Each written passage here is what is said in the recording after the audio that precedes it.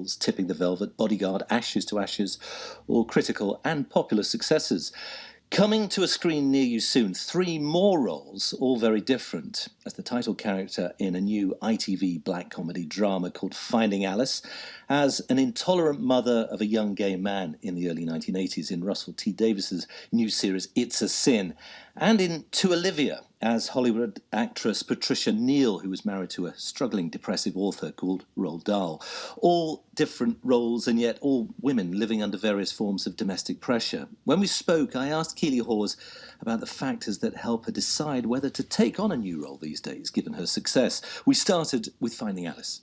I was part of the team that created the show, so I have got to the point where I'm sort of, it's a very luxurious position to be in, but I am able to have a voice in this, for example.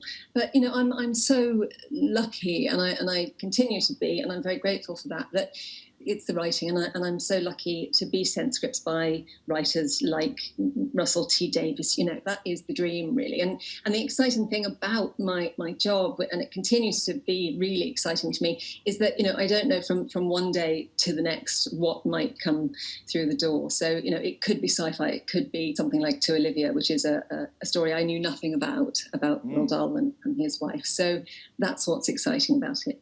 In Finding Alice, you play a woman whose husband, a property developer who's built a so-called smart house for the family, he's found dead at the bottom of the stairs right at the beginning. A mystery drama, but a strange tone, darkly comic, which slightly, I think, probably will throw some of the viewers.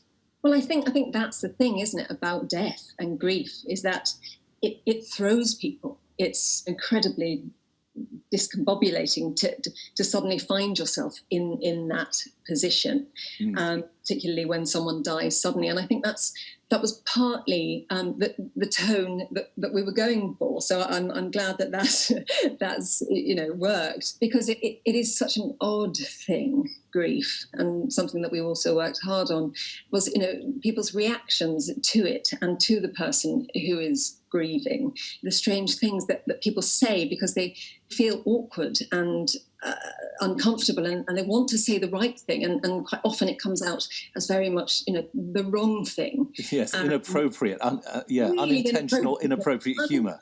Yeah, of course, and part of what we wanted to achieve was finding the light, because there is a funny side to death. Not always, but quite often there are elements of humour that come out within those situations. My cards have just been refused. OK, let's see what we can do. Checking your account, I'm afraid that you're up to your overdraft limit. Well, I'll need to access my husband's account then. Sadly, that's not allowed. He'd have to call back himself. He died last night. Oh, I'm sorry. Does that make a difference? Sorry. No. Your emotions, everything is heightened, and laughing, as we know, is very close emotionally to crying. And you shot the production this year. How did the lockdowns and COVID safety on set, I guess, affect the production? Gosh, we started shooting, I think, this week last year, and then we, like everybody else, came to an abrupt halt in March, and we still had 5 weeks left to shoot. So many conversations went on through lockdown, in terms of COVID protocols, insurance, all of those things, just trying to make sure, like everybody else in the industry, that we were going to go back and take our cast and crew back into an environment in which they would be safe and be kept safe and well. So by the time we went back a couple of months ago, we went back to shoot the last 5 weeks, and it was slightly easier because we had shot everything we needed to shoot in the studio, so we were actually out on location, which, as we now know, is it's better to be outside. But we did have sort of 4 cast members who are 70 plus, that we were having to be especially careful with, of course, as well as, the safety of everybody else. So, of course, yeah. COVID protocols were in place, and it was brilliant. There was a real sense that every one of us was really pleased to be back. But having to pick up where you left off picking up a long time earlier, though. So we couldn't put on any lockdown weight. It was tricky. I mean, it was tricky for continuity, tricky for the hair and makeup department, for the costume department, but we got there and we did it. And we have had had to do all sorts of things. We've CGI'd people in. We've, I had a scene where I had to be a little bit intimate with another character, and his wife, the actor's wife, came in, and we put a wig on her and a costume identical to mine, and so she stepped in for that moment, and it was things like that. Wow. You just had to start thinking outside of the box, how we can make this work and not have COVID-enforced body double. Then that's a first on the production, because you just don't want any of that to impact on the story. You don't want to be able to see it. So it was quite interesting, but it felt like a huge achievement. And yet, despite all these restrictions, we're getting a Keeley Hawes triple whammy on screen in the next few weeks. Just tell us about It's a Sin as well. Russell T Davies series charting the lives of young gay men in the early 80s amid the AIDS crisis. Tell me about Valerie, the mother of the main protagonist, played by Ollie Alexander of the band Years and Years. She's a very difficult character, isn't she? I mean, was she difficult to play? There's always fun to be had with a character like that. She's not likeable on the page. I didn't particularly like Valerie, but I do have huge sympathy for her. We're talking about the 80s. For a start, it was a very different time. But actually, of course, It's a Sin has parallels. That the start of the AIDS epidemic is there are so many parallels within this show to what is happening now. With COVID-19. There are boys dying all over the world, but no one knows anything. Do you seriously think there's an illness that only kills gay men? I don't believe it! Now hit me with those lasers, please! Went into hospital, ambulance. Shame on you! You loved your son. What's wrong with that? Do you think I should have known?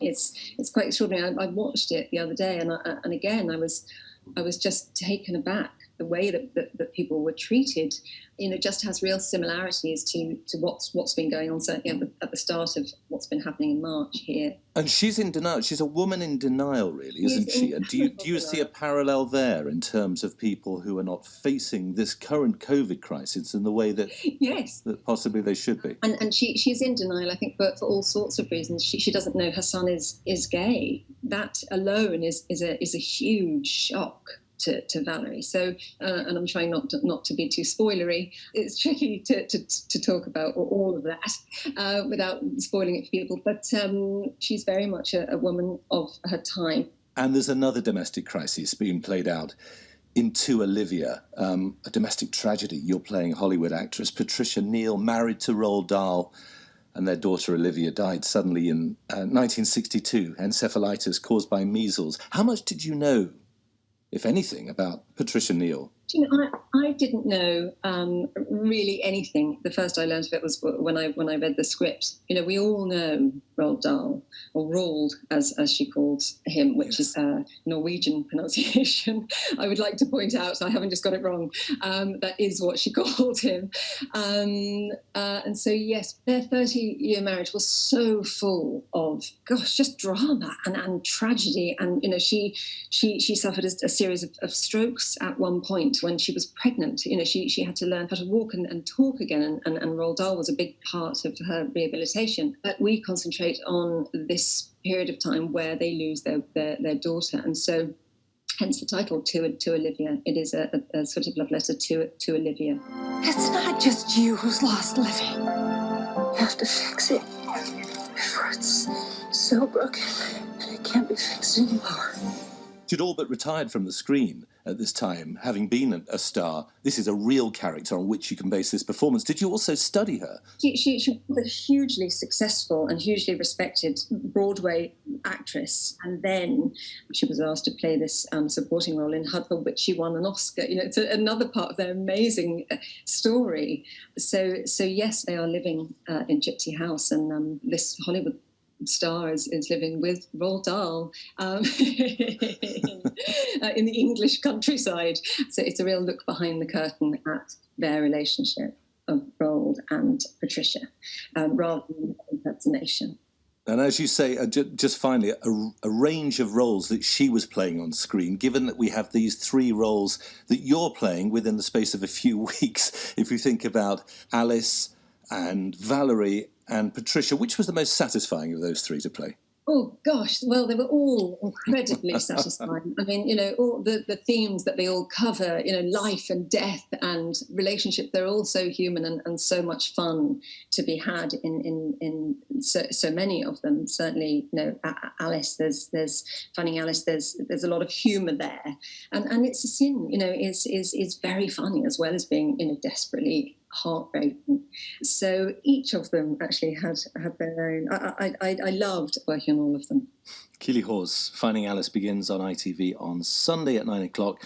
It's a Sin begins on Channel 4 next Friday. You'll have to wait a little while for To Olivia, which is released on the 19th of February.